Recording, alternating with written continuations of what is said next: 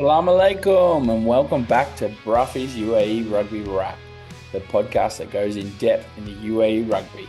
We've had an exciting week of games. We've had three West Asia Premiership games, a four-footed Div 1 game, a Div 2 game, and a ladies tournament. Let's get into it and let's get started.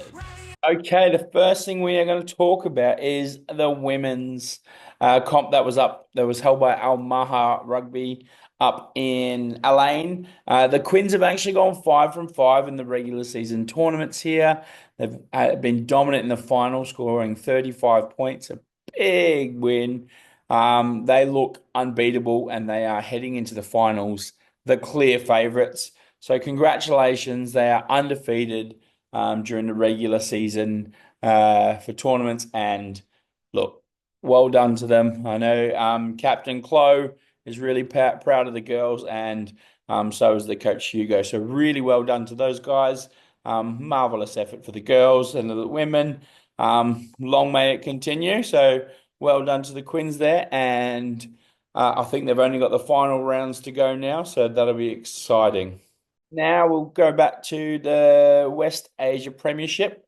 Dragons hosted Bahrain on Friday night at the Sevens. It was a really interesting game. Bahrain, obviously they won it 29-18. It was nowhere near convincing. Another really poor discipline night for Bahrain, four yellow cards. And they've done this a couple of times where they're getting a lot of yellows. Really lucky to not get a red card for the big second rower, number 5. I think the prop got hit the first yellow when it was definitely him sliding away the ball on the ground with his hand, but the wrong guy got yellowed. The number 5 then got a yellow after that. So he was very lucky not to be red carded during that game. Just a bit of ill discipline from them. The Dragons, they had every chance of winning this game. I mean, they absolutely butchered a try over the line, being tackled and dropped the ball, and a couple of other times where they just dropped the ball 5, 10 meters out, just couldn't get the job done. So a bit of work to do with the Dragons. Bahrain are not looking like they are undefeated, and congratulations to them. But there is definitely some holes poking through in their side, and they don't look unbeatable.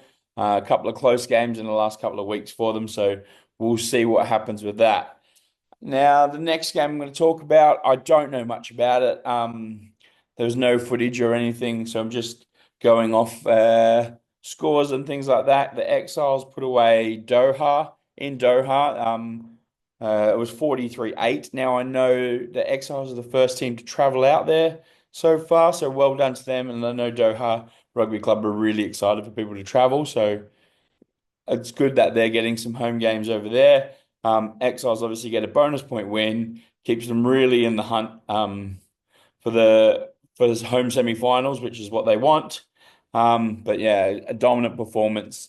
Doha's got a lot of work to do, so we'll see how their season pans out. And the Exiles looking strong.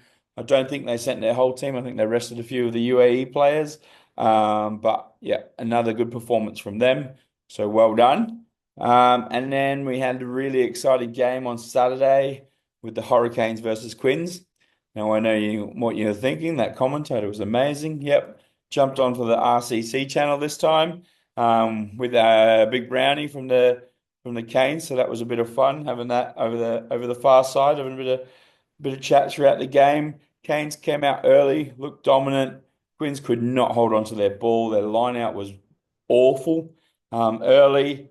They slowly started to fix it. They got back in the game, but just couldn't get the job done. I mean, they took the lead with about 3 minutes to go, but it's a bit of a continued story for the Quins. They just can't seem to wrap up that game 2 weeks in a row.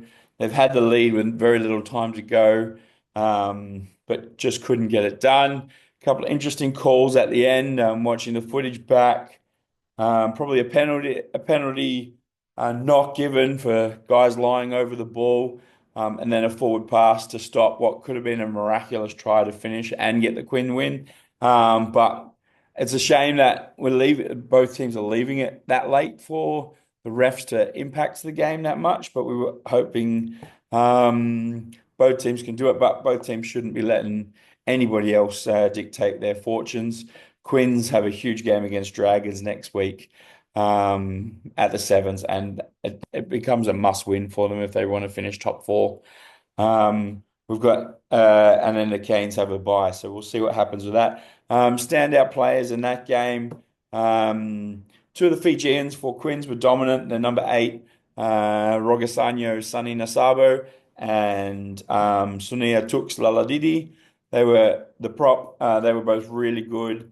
Morant Barnard for the Hurricanes. He scored a double from prop and was making some bustling runs. So he played really well. And the number 10 for Hurricanes, he was dominant. His kicking game was really good. I know for the Quins, poor old Lucian got the beverage for COM. You guys know what that means, but a poor chip that went straight into the hands of the number 7 Canes, and they scored that off, really taking any momentum that the Quins had away. Both teams really need to learn to hold on to the ball a bit better. All right, so those are the WAP games. Now we've got to talk about Div 1. There's nothing to talk about. Bahrain have got a bunch of injuries and couldn't fly out of team, so they forfeit. Barrel House get a bonus point win. And in Div 2, the only game was the precursor for the Canes and Quins. So the Canes threes played the Quins threes, and that was pretty convincing with a 45-17 win. It was interesting to see a certain Armitage out there, really stepping up from going from Toulon up to the Hurricanes three. So that's a bit of an interesting thing. He's only 41, so probably got a few skills, but him and Kim had a pretty good battle in that game, so that was funny to watch. So those are the games that have happened this week. There's a bit of a wrap. Now, I don't have any guests this week. We're just talking rugby. But if you do have something to say, you want to like, subscribe, anything you want to get involved, you want to leave a comment on the Instagram, and I'll start doing some shout outs and have some discussions around that. And we'll get back into the guests next week. Okay, let's look at what's coming up next week. So we've got a few fixtures next week. Bahrain will host the Sharks in Bahrain. That should be an interesting game. Bahrain will be looking to get a bonus point win out of that. I tipped Bahrain by 3 or 4 tries to win that one. Sharks traveling, so we'll see how that goes. The first time traveling for them, so it'll be an interesting day and a good experience for them. Then the Dragons host the Quins at Sevens. Now, I'm a Quins man. I think the game is going to be close. As I said before, the Quins can't afford to lose it, so I'm tipping them to win by a try. But I think it'll be a close game, but it could go either way. I am biased, so I get it. And Div 1, Friday night, Barrel House 1s host the Canes 2s. Barrel House are looking really strong, so I'd say they've got a good chance at solidifying themselves towards the top of the table. I say they win it by a couple of tries there.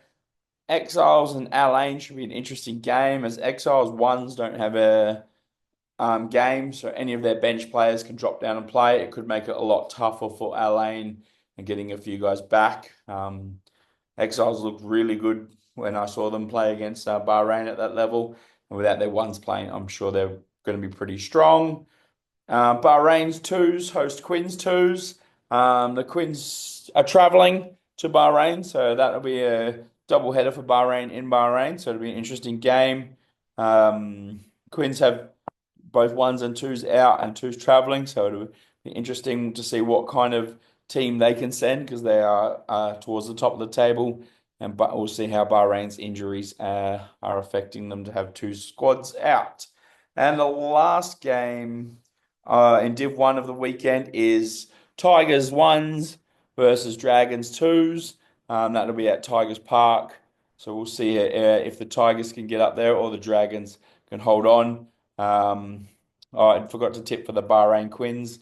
I'm going to say, again, a close one. I'm going to tip Bahrain at home because a lot of boys haven't travelled before and it'll be a new and different experience for them. I'm tipping the Dragons 2s to beat the Tigers 1s. In a close game, I think it'll be both teams score under 20. But Dragons by less than 7. All right, in the Div 2, we have Sharks 3s playing Barrelhouse 2s. My tip's Barrelhouse. They've looked really strong in that comp, so they're doing very well. I'd say they're going to win by a couple of tries. Tigers 2s versus Shaheen 1s. Now we don't know what team Shaheen is putting out, but if they're anything to go by, I'd say they're going to win by a lot. I think they'll put 40, 50 points on the Tigers 2s. So we'll see how that's going. They are committed to staying in that league and winning the league so they can move up a division next year.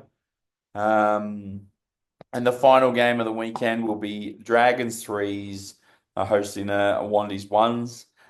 So the Sharjah Wanderers will be there. Sharjah Wanderers had a relatively good season so far. Dragons 3s have been struggling a bit more. So I'm going to tip the Wandies to win by 2 tries. It could be a really interesting close game. All right, so that is all the games for the week. Now, as I said, don't forget to like, follow, subscribe on any of the platforms. We are now obviously on YouTube, as you can see the videos. And I will try and work out the Spotify issues from last week. So all apologies for that. But thank you very much for listening. Thank you for watching. And we'll see you next week back with some guests. Masalama. Enjoy the week.